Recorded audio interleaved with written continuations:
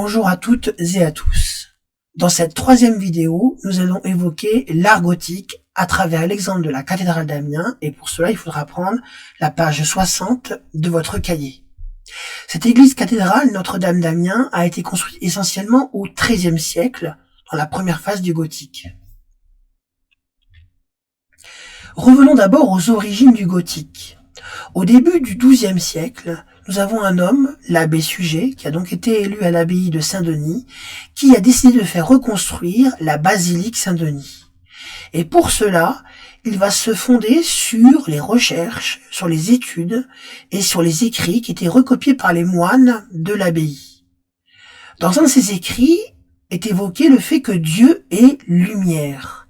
Et l'abbé Suger aimerait que la lumière rentre davantage dans les bâtiments religieux, car comme on a vu, il y avait peu de lumière dans les édifices romans. La lumière était surtout présente dans le chœur, mais on avait surtout vu que les fenêtres étaient petites, peu nombreuses. Alors petites et peu nombreuses car les murs portaient le poids de la voûte et le poids, enfin je dirais même des voûtes, et le poids des toits. Il était donc impossible de faire de grandes fenêtres et impossible non plus d'en faire de nombreuses fenêtres. Donc il a fallu faire des recherches, il a fallu que l'abbé Suger demande au maître d'œuvre de tenter de retranscrire cette phrase dans le bâtiment, à savoir Dieu et lumière. Alors ici vous avez deux vitraux montrant l'abbé Suger dans la basilique Saint-Denis, des vitraux datant du XIIe siècle et qui ont été restaurés au XIXe siècle. Ici l'abbé Suger au pied de la Vierge Marie, et ici l'abbé Suger en train d'offrir un vitrail. Alors Dieu et lumière, c'est plutôt bien réussi si on regarde l'intérieur de la cathédrale d'Amiens, et là je pense qu'il n'y a même pas de mots à utiliser. Les fenêtres sont énormes, elles occupent une très grande surface, et il y en a partout, dans les bas-côtés, au milieu du bâtiment et dans les hauteurs, la lumière est présente partout. Donc Dieu et lumière va s'incarner dans le bâtiment en faisant entrer un maximum de lumière dans les bâtiments.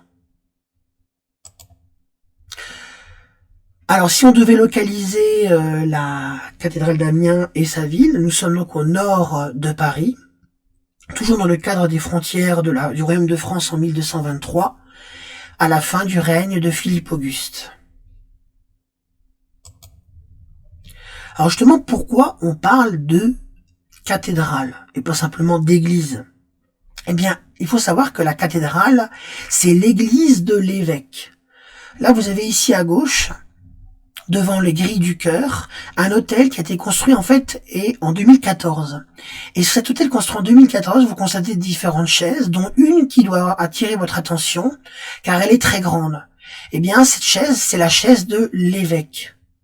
Justement, cette chaise de l'évêque, on l'appelle la cathèdre. La cathèdre veut dire en grec la grande chaise.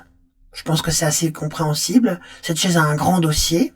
Et d'ailleurs, le mot cathèdre a donc donné le mot cathédrale. Au Moyen-Âge, on ne disait pas cathédrale, on parlait d'église mère. Puisqu'en effet, l'évêque, dont vous avez ici le dernier, qui a été élu en 2021, nommé en 2021 par le pape, portant ici sa mitre et la crosse, a pour charge de guider les fidèles chrétiens, et donc il dirige un diocèse. Un diocèse, comme on l'avait vu, c'est un territoire religieux qui est dirigé par un évêque, et l'évêque va donc avoir un rôle important auprès des prêtres du diocèse et aussi auprès des chrétiens.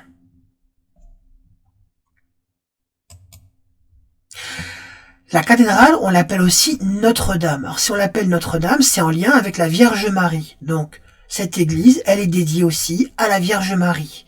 Vous avez une statue de la Vierge Marie qu'on appelle donc la Vierge dorée. Cette Vierge dorée, elle est d'origine, elle date de 1240, mais pour la protéger des intempéries de l'extérieur, eh bien on l'a ramenée à l'intérieur du bâtiment, dans la nef. Dans le document 1 de votre polycopie à la page 60, on va donc identifier les différentes parties de cette cathédrale, de cette église gothique. Vous allez voir que très souvent le vocabulaire va être quasiment le même que celui qu'on a vu dans l'activité numéro 1 à la page 58 de vidéo numéro 1 et dans l'activité numéro 2 sur l'église romane de Saint-Nectaire, vidéo numéro 2. Alors pour découvrir ce bâtiment, pour découvrir cette cathédrale, une petite vidéo afin d'illustrer son immensité et son volume.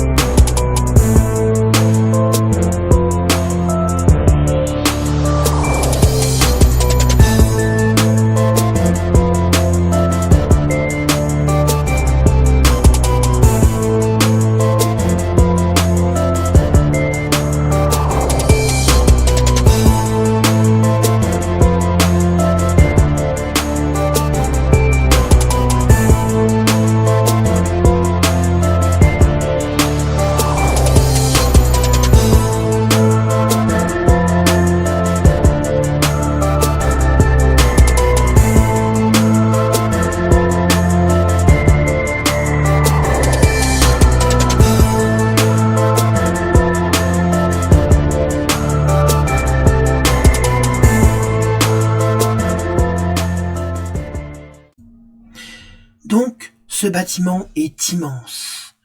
Une forêt aussi de piliers qui va soutenir le poids des voûtes, le poids des toits et l'ensemble du bâtiment. Alors là, on se trouve en fait dans la nef, et de part et d'autre de la nef, à gauche à droite, on va trouver les piliers qui font 14 mètres de hauteur. 14 mètres de hauteur. Si on regarde tout en haut, nous avons ce qu'on appelle la croisée du transept. La croisée du transept, elle culmine à une hauteur de plus de 42 mètres. 42 mètres. Tout au fond, on retrouve le fameux chœur, avec notamment l'autel qui date de 2014, et derrière les grilles, tout au fond, nous avons l'autel du XVIIIe siècle. On s'avance un petit peu dans la nef, on jette un regard en hauteur, et là on voit très bien que la voûte n'a pas du tout le même aspect. Cette voûte, elle est nervée d'arcs qui forment des croix. Et au centre, vous savez ce qu'on appelle la clé de voûte. Cette clé de voûte, je rappelle, elle est à une hauteur de 42 mètres. Donc un espace immense, une forêt de piliers et un bâtiment qui est très haut.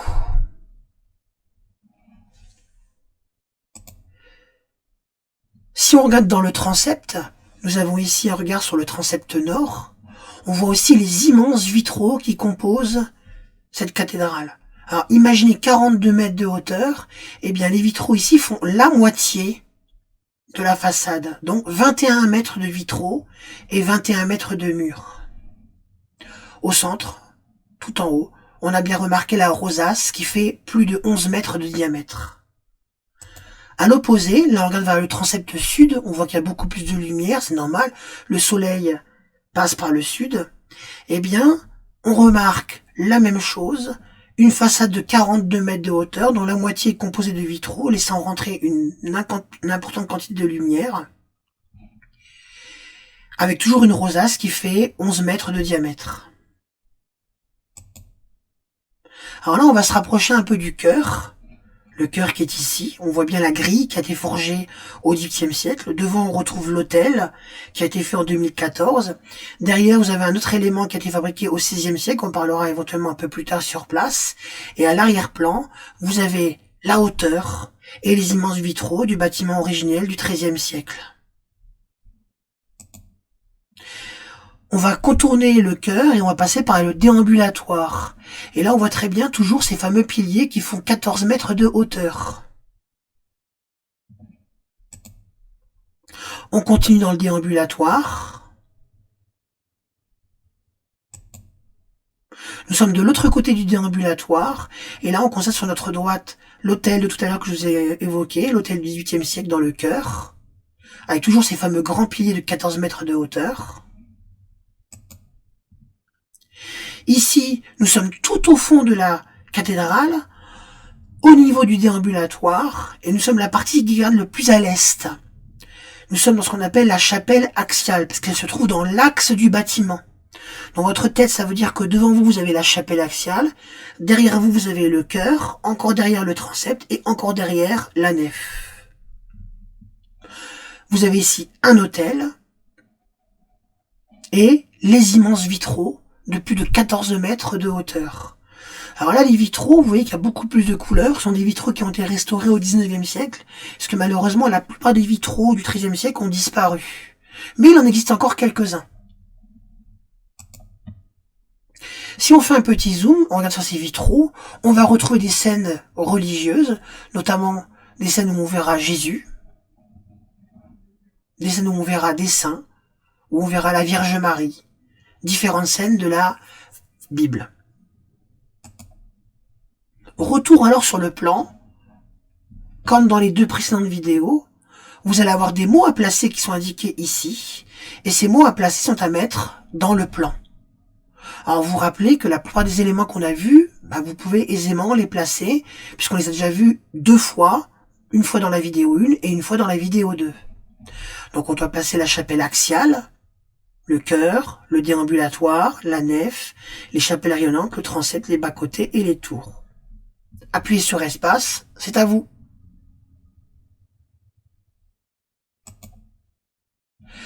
Maintenant, on va prendre un petit peu d'air, on va aller un peu à l'extérieur et on va tenter un petit peu de voir ce qui permet à ce bâtiment d'avoir une aussi grande hauteur. Et surtout, grâce à cette hauteur, qu'est-ce que les hommes du Moyen-Âge vont pouvoir construire et mettre en avant. Alors, une vidéo, encore une fois, pour voir un petit peu de l'extérieur, avec un drone. On va faire le tour de la cathédrale, on va aller au-dessus et on va prendre de la hauteur.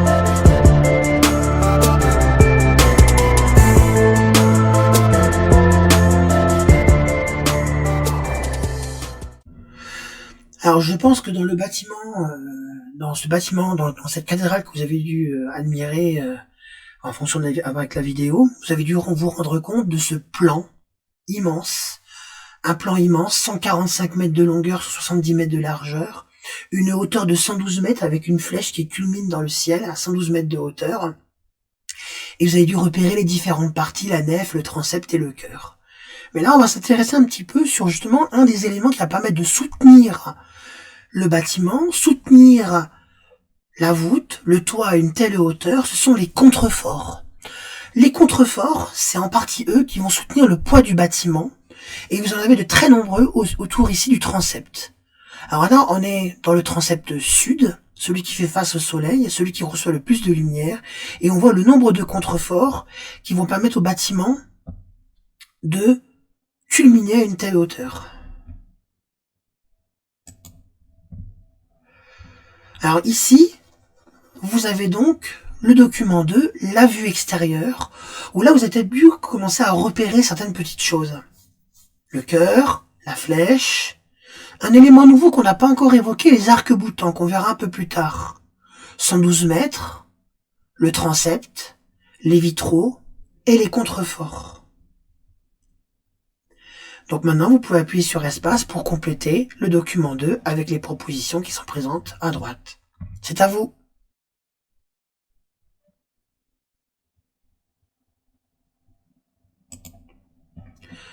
Alors après cette vue à l'arrière, où on a photographié le chœur, le transept, là on est sur le parvis de la cathédrale et justement on admire sa façade. Cette façade, on va voir simplement quelques éléments importants. Les deux tours, tour nord et tour sud, les portails au nombre de 3, ainsi que la rosace qui a été construite au XVIe siècle. La rose d'origine n'existe plus, et celle-ci fait plus de 11 mètres de diamètre. C'est à vous.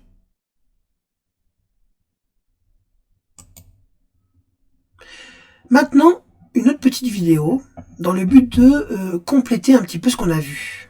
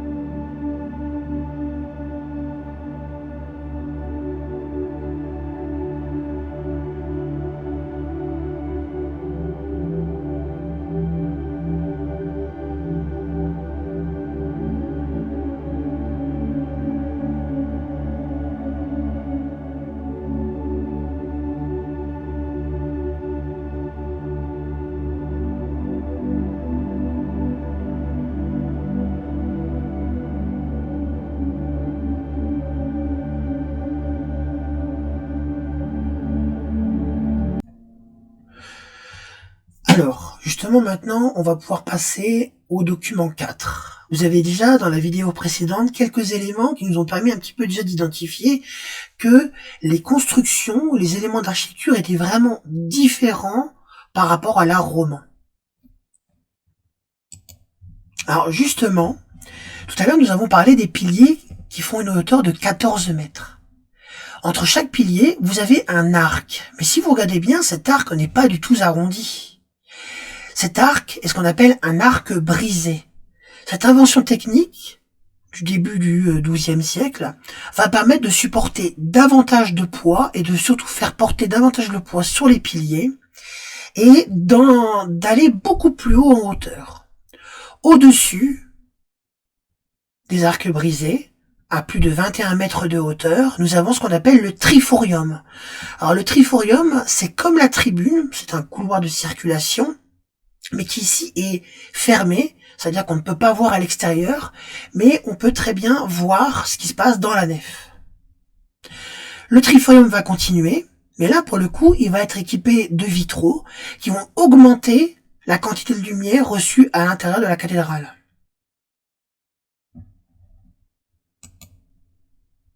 Alors justement, ces vitraux, comme on a vu, des vitraux qui font une hauteur de 14 mètres. Pour la plupart, malheureusement, ils sont en verre blanc. Autrement dit, on a perdu une grande partie des vitraux d'origine. Mais vous avez celui-ci, ce vitrail qui se trouve qui se trouve dans le haut cœur, donc la partie la plus haute du cœur. Eh bien, on sait qu'il a été offert par un homme qui s'appelle Bernard d'Abbeville. Donc il avait un rôle extrêmement important au XIIIe siècle. Et on a la date de 1269. Donc on pense que ce vitrail a été installé à ce moment-là et de manière, on pense assez sûre, ça peut être la date finale des travaux de l'ensemble du bâtiment. Je rappelle, on a quand même plus de 14 mètres de hauteur. Toujours sur les rosaces, toujours sur les vitraux, ce qu'on a vu tout à l'heure, avec les rosaces des deux transepts. Une autre vue rapprochée de ces rosaces, où on voit que la forme est vraiment différente. La rosace ici, elle date plutôt du XVIe siècle, elle a été refaite, alors que celle-ci, cette rosace, elle est un peu plus ancienne, elle date probablement du XIVe siècle, donc un style un peu plus ancien. Alors, tout à l'heure justement, j'ai parlé d'arc brisé, alors là on voit beaucoup mieux. Déjà, on voit la hauteur des piliers ici à 14 mètres, mais on voit que le pilier principal ici qui va soutenir la croisée du transept culmine à 33 mètres de hauteur. Au-dessus de chacun des piliers, dont on voit ici en fait un bas-côté, là ici nous avons la nef, nous avons bien la marque des arcs brisés. Arcs brisés qu'on va retrouver dans les bas-côtés, mais qu'on va bien sûr aussi retrouver dans la nef et dans l'ensemble du bâtiment. Au-dessus, on retrouve à 21 mètres de hauteur le triforium, le couloir de circulation. Et de 28 mètres de hauteur jusqu'à plus de 42 mètres de hauteur, on va retrouver les vitraux de la haute nef, du haut chœur et ici du haut transept. Même chose, même vue, mais là on voit encore beaucoup mieux. Les arcs brisés au-dessus des pieds de 14 mètres. Ici le triforium qui est ajouré. On a une vue sur l'extérieur. Et jusqu'à 42 mètres de hauteur, nous avons les immenses vitraux. Ne pas oublier que là, nous avons affaire au déambulatoire. Donc on rentre dans le déambulatoire et là on a une partie du chœur. Encore une fois, une autre vue sur la croisée du transept avec ici à droite la nef, là le transept sud, celui qui reçoit le plus de lumière, et là on se trouve en fait dans le déambulatoire pour prendre cette photo. Autre vue, encore une fois, on se trouve dans un des bas-côtés de la nef, et là on voit une partie du transept nord qui mène vers le déambulatoire. Là, on est dans la nef. On regarde en fait la partie qui se trouve à l'arrière de la façade, qui est actuellement ici en travaux. Nous avons un immense travail de restauration au niveau de l'orgue. Un orgue qui a été installé au XIVe siècle, mais qui a été amélioré au XVIe siècle et au XVIIIe siècle, et qui subit actuellement une restauration, la dernière datant à peu près de l'après-Seconde Guerre mondiale. Et au-dessus, la rosace également, avec la voûte, va subir une partie de une réfection.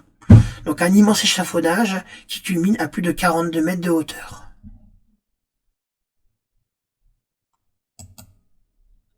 Là, on se retourne, on est dans la nef, on voit très bien la nef, le chœur, et surtout on remarque bien une voûte particulière qui est complètement différente des voûtes romanes.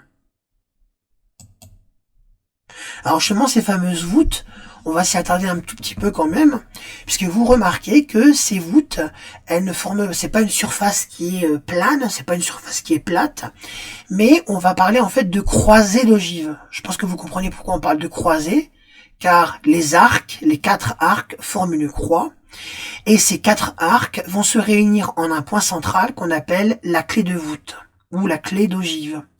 L'ensemble des 4 arcs et de la clé de voûte forme ce qu'on appelle une croisée d'ogive. Donc je rappelle que ici, on culmine à plus de 42 mètres de hauteur, 42 mètres 30 pour être précis. Et cette structure d'arc va avoir un rôle extrêmement important pour supporter le poids de la voûte et du toit, qui va être transmise dans les piliers, puisque c'est les piliers eux-mêmes qui vont soutenir le poids du bâtiment, et non plus les murs. Ici, on a donc une autre vue au niveau de la croisée du transept, avec le chœur, les deux bras du transept et la nef. Et là, on remarque encore plus que dans cette croisée du transept, qui est extrêmement grande, 14 mètres de côté, eh bien, il a fallu mettre non pas 4, d'accord, mais il a fallu multiplier le nombre d'arcs d'ogive dans le but de soutenir le poids et de faire en sorte que le poids soit bloqué par les clés de voûte. L'ensemble du poids de la voûte va être réparti sur les arcs et sur les piliers. Les piliers de 33 mètres vont supporter donc un poids énorme, parce qu'il faut imaginer qu'au-dessus de la croisée d'ogive, de la croisée centrale ou de la croisée du transept, nous avons la flèche qui culmine à 112 mètres de hauteur. On continue notre tour des voûtes. Nous sommes dans le déambulatoire. On se trouve donc dans le déambulatoire. Et là, on remarque encore une fois que même dans le déambulatoire, on retrouve ce système d'arcs d'ogive. Et les 4 vont se réunir au niveau de la clé de voûte qui va avoir un rôle de blocage des arcs d'ogive pour pas qu'elles tombent sur elles-mêmes au centre. Et ces arcs d'ogive vont transporter le poids, la poussée de la voûte et du toit sur les piliers. Encore une autre photo qui permet un petit peu de se rendre compte de la hauteur. Là, nous sommes dans un bas-côté. La clé de voûte ici de ce bas-côté est à peu près 19,50 mètres, alors que ici dans la nef, on se retrouve à plus de 42 mètres de hauteur. On remarque bien ici les deux piliers, et je me trouve pile poil dans ce qu'on appelle une travée. Donc la travée, c'est l'espace entre deux piliers que va enjamber l'arc brisé. On voit très bien ici un des arcs brisés qui mène vers ce qu'on appelle les chapelles latérales. Maintenant, en résumé, c'est à vous. Vous prenez le document 4 et vous avez 3 mots à placer. Le pilier, l'arc brisé et le triforium. C'est à vous. Même chose pour la deuxième partie du document 4. Vous allez devoir placer les vitraux, la clé de voûte ou clé d'ogive et un arc d'ogive. Alors je rappelle que l'ensemble des 4 arcs d'ogive et de la clé de voûte au centre forment ce qu'on appelle une croisée d'ogive. C'est à vous. Maintenant, on passe au document 6. Alors le document 6 est une coupe de la cathédrale. Un peu comme quand on coupe un gâteau, on va couper la cathédrale et on va regarder un petit peu comment elle se structure. On va donc retrouver ici quelques parties qu'on a déjà observées. Et en plus, on va s'intéresser aux éléments extérieurs qui vont permettre en fait de soutenir le poids de la voûte et du toit. Car, je rappelle, dans le gothique, les murs ne sont pas porteurs, les murs sont creusés pour permettre de faire d'immenses vitraux et ainsi faire rentrer un maximum de lumière à l'intérieur du bâtiment. Sauf que la voûte et le toit, il faut bien que certains éléments d'architecture puissent supporter ce poids.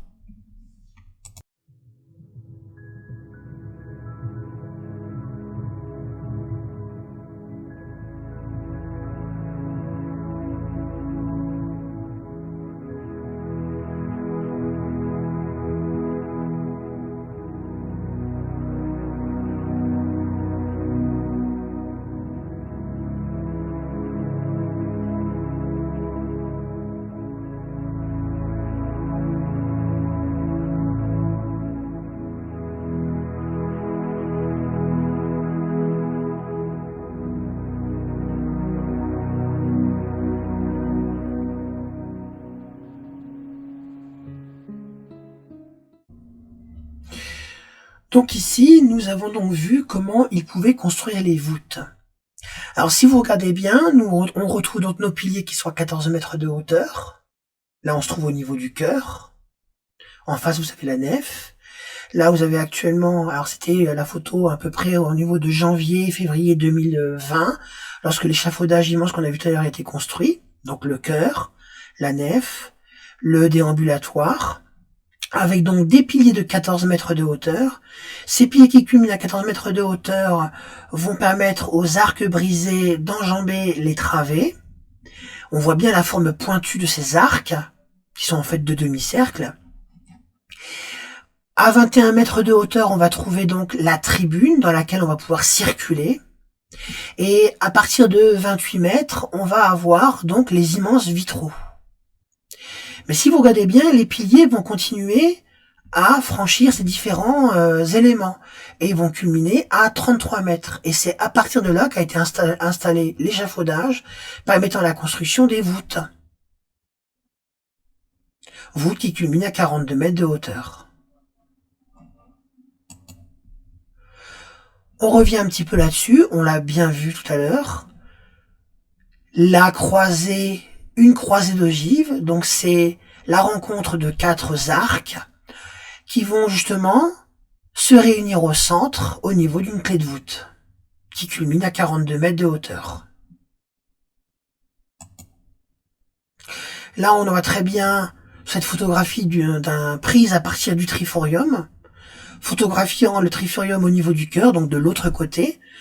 Donc là, on est dans la partie cœur sud, et on photographie le triforium nord, et on voit la lumière se refléter sur les vitraux. Enfin, se refléter. Oui, se refléter, et en même temps, la lumière qui rentre et qui inonde de lumière justement le cœur. Ça n'a pas complètement répondu à la question, à savoir comment le poids de la voûte, le poids des voûtes et le poids des toits sont supportés. Comme indiqué tout à l'heure, j'ai dit que les murs ne portent pas le poids du bâtiment ou le poids de la voûte et du toit. Oui, les murs sont transpercés de très grandes fenêtres. Impossible de faire supporter le poids de la structure sur ces murs qui sont creusés. Les murs, en fait, n'existent quasiment plus. Eh bien, c'est assez simple. Vous avez ici une coupe où on vous montre donc la voûte et le toit. La voûte et le toit vont avoir tendance à appuyer vers l'extérieur, puisque le centre va avoir tendance à aller vers le bas, s'effondrer vers le bas.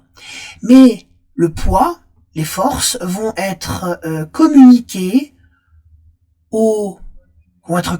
sur les piliers, sur les arcs. Et cette force va être transmise à une partie que vous avez ici, qu'on appelle un peu comme des bras, qu'on va appeler des arcs boutants. Ces arcs boutants vont à la fois appuyer sur les piliers pour pas que les piliers ne partent à la renverse, et ils vont soutenir le poids de la voûte et le poids du toit. Les forces qui vont quand même être transmises à l'arrière, elles vont se répercuter sur ici des immenses contreforts qui sont très hauts. Ces contreforts qui partent du sol et qui vont supporter aussi le poids des voûtes des bas-côtés, ainsi que les toits du bas-côté, vont aussi supporter le poids de la voûte et le poids du toit. Alors, on n'a pas que les arcs boutants et les contreforts qui vont supporter le poids des voûtes et du toit.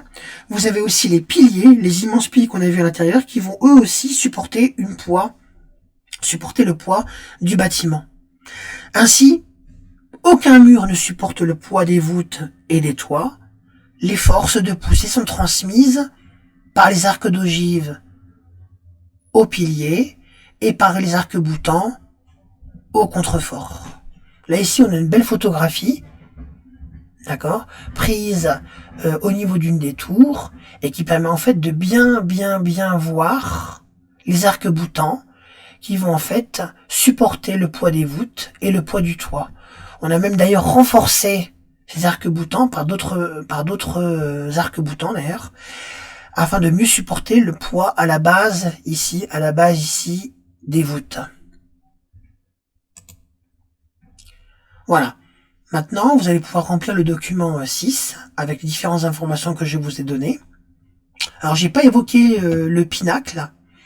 Le pinacle ici qui est la partie en fait supérieure des contreforts qu'on va trouver ici. Ces pinacles ne sont pas simplement des éléments de décoration, mais ils vont permettre aussi de faire un contrepoids et ils vont permettre d'appuyer par leur propre force sur les piliers et sur les contreforts pour renforcer, on va dire, la résistance des piliers et des contreforts et bien rediriger les forces vers le bas. Voilà, c'est à vous. Bien, bah c'est la fin. Si vous avez réussi à résister, à tenir le coup jusqu'à la fin de la vidéo numéro 3, eh bien, je vous en remercie. Donc n'hésitez pas, vous pouvez même revenir en arrière. Vous pouvez très bien faire des arrêts sur image multiples pour vous aider à mieux comprendre et à mieux remplir les polycopiés. Alors, comme vous l'avez vu au début des vidéos, de chacune des vidéos, je vous ai indiqué qu'il y avait en fait 3 vidéos, une vidéo qui correspond par fiche. Je vous remets le lien de la vidéo numéro 1, qui se trouve ici en bas à droite, et qui rappelait en fait, qui permettait de rappeler, de placer dans le temps et dans l'espace l'art roman et l'art gothique, et qui permettait de passer du vocabulaire sur le plan d'une église. Et la vidéo numéro 2, concernant l'art roman avec l'exemple de l'église de Saint-Nectaire, en Auvergne. Voilà, je vous remercie. Au revoir.